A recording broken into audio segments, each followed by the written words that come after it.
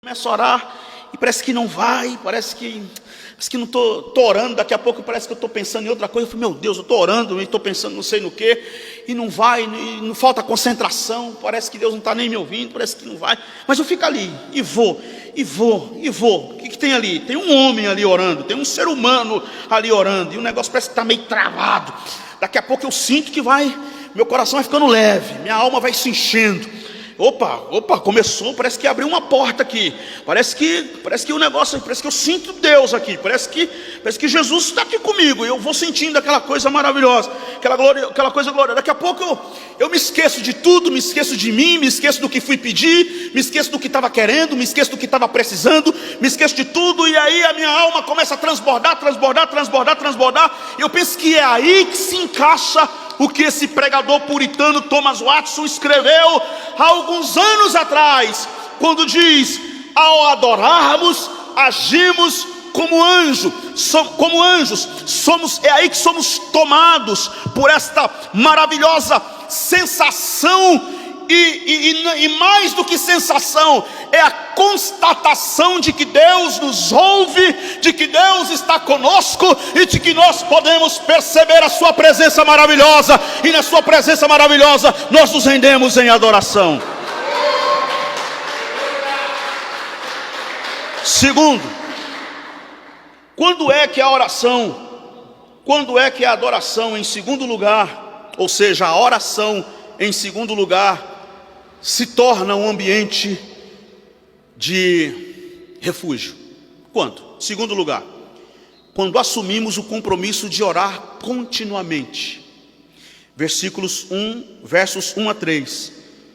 Toda hora eu falo versículo e corrijo para verso, porque no Salmo, segundo os grandes estudiosos, Salmos não tem capítulo, é sempre número, porque é um inário, é um saltério, e aí também não tem versículo, e a gente fala verso. Só que na prática, no costume de falar versículo, se você falar versículo ou falar capítulo também, você não está errando não, não precisa ficar preocupado não. Mas eu que fico com essa coisa de querer corrigir sempre.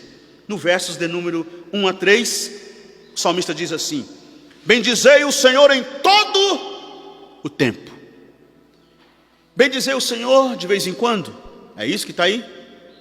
Bendizei o Senhor às vezes. Bendizei o Senhor só quando estiver tudo bem. O que diz o texto? Bendizei o Senhor em todo o tempo. Quando é que a oração é um espaço de refúgio? É um lugar de refúgio. Quando assumimos o compromisso de orar continuamente. O apóstolo São Paulo, na primeira carta aos Tessalonicenses, capítulo 5, verso 17, salvo engano, Paulo diz: orai sem cessar.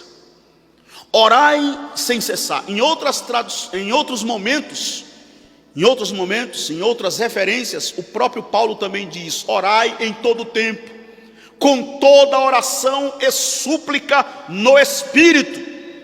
Então vejam bem, eu acho maravilhoso, porque são várias as ocasiões na Bíblia que o louvor e a oração se confundem. Não sei se vocês já prestaram atenção nisso. Oração e louvor, muitas vezes na Bíblia, se confundem. Você, ao mesmo tempo que é um louvor, é uma oração, ao mesmo tempo que é uma oração, é um louvor. Por exemplo, Abacuque, capítulo 3, versículo 17. O que você tem no capítulo 3 de Abacuque? Oração. O profeta está orando.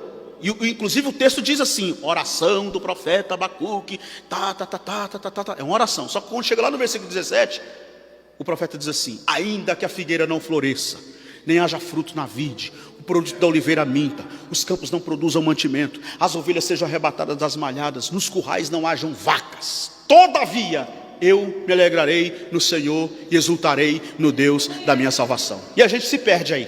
E aí? É uma oração que virou cântico, é uma oração que virou louvor. E eu acho maravilhoso isso, eu acho maravilhosa essa dinâmica de louvor se confundindo com oração, de oração se confundindo com louvor. Quando Paulo e Silas estavam no cárcere, o texto faz questão de dizer que Paulo e Silas, perto da meia-noite, oravam e cantavam louvores a Deus. Eu acho maravilhoso isso, essa coisa do louvor e da oração estarem entrelaçados, estarem intercalados. E no Salmo isso acontece o tempo todo, inclusive aqui no Salmo 34. A ponto que nós lendo aqui o Salmo 34, nós não sabemos ao certo quando é louvor, quando é oração, quando é oração, quando é louvor, porque nós estamos louvando e ao mesmo tempo estamos orando e ao mesmo tempo estamos louvando. Então, quando eu leio o salmista dizendo: bendizei o Senhor em todo tempo, e eu pontuo aqui que a oração se torna um lugar de refúgio quando assumimos o compromisso de orar continuamente, que o que eu estou dizendo não é orar por puro interesse, não é orar porque agora minha barriga doeu, não é orar numa relação de troca, não é orar numa relação de livramento, do tipo assim: me livra, Senhor, agora a casa caiu para mim, agora o negócio ficou ruim, fiquei o tempo todo, eu passei o ano todinho sem orar, eu nem lembrava que o Senhor existia, mas agora que a barriga doeu, agora que a casa caiu, agora que eu me meti numa enrascada, então dá um jeitinho aí e me livra. Eu não sei se vocês se lembram, claro que se lembram, mas não sei se vocês já prestaram atenção naquele seriado norte-americano chamado Os Simpsons. Lembram? Aquele seriado norte-americano muito famoso, Os Simpsons. O que é Os Simpsons? Pouca gente prestou atenção nisso. O seriado Os Simpsons é uma típica família norte-americana evangélica,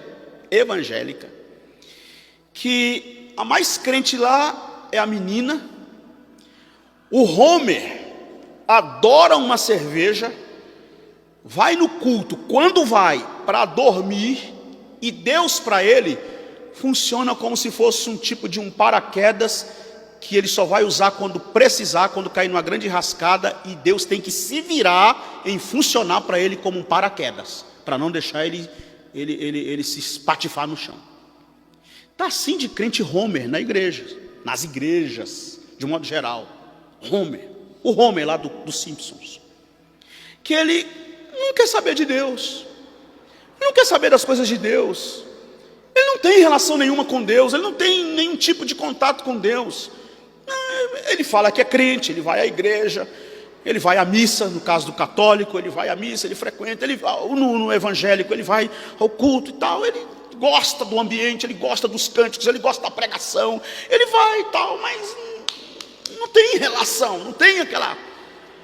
E Deus, não, agora quando a barriga dói, quando a casa está caindo, quando tudo está desabando, aí opa, Deus, paraquedas, arma aí, porque senão eu vou me despatifar lá embaixo, e ai de Deus se não salvá-lo,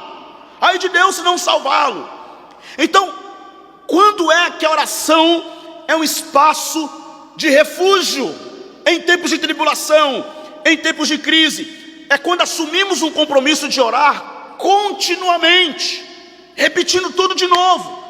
Não é interesse, não tem a ver com troca, não tem a ver com negócio, não é barganha, mas é uma vida que se traduz em oração, uma vida que se traduz em oração, uma vida que se transborda em oração.